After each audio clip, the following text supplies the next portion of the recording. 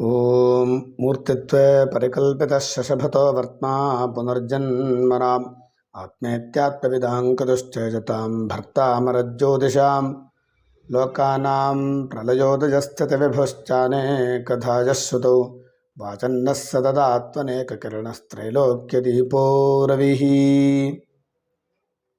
ನಮಸ್ಕಾರ.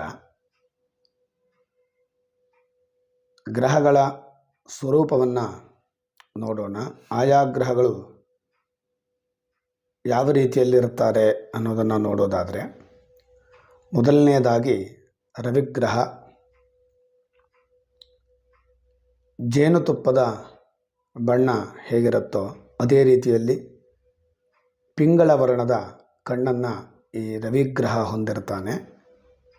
ಚತುಷ್ಕೋಣ ಶರೀರವನ್ನು ಹೊಂದಿರ್ತಾನೆ, ಅಂದರೆ ಸಮನಾಗಿರತಕ್ಕಂಥ ಭುಜವನ್ನು ಹೊಂದಿರ್ತಾನೆ, ಸಮನಾಗಿರತಕ್ಕಂತಹ ಶರೀರವನ್ನು ಹೊಂದಿರ್ತಾನೆ.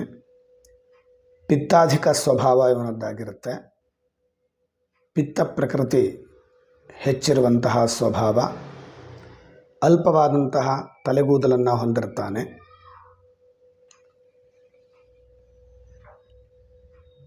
ಒಳ್ಳೆಯ ಬುದ್ಧಿಯನ್ನು ಹೊಂದಿರ್ತಾನೆ.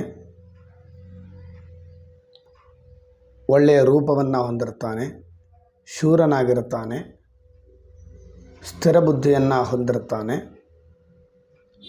ಗಂಭೀರನಾಗಿರ್ತಾನೆ. ಹೀಗೆ ರವಿಗ್ರಹದ ಲಕ್ಷಣವನ್ನು ಹೇಳಿದ್ದಾರೆ.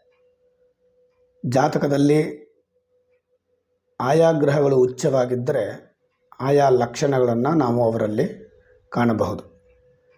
ಉದಾಹರಣೆಗೆ ರವಿಗ್ರಹ ಉಚ್ಚನಾಗಿದ್ದಲ್ಲಿ ಇಂತಹ ಲಕ್ಷಣಗಳನ್ನು ಅವರ ಶರೀರದಲ್ಲಿ ನಾವು ಕಾಣಬಹುದು. ನಮಸ್ಕಾರ.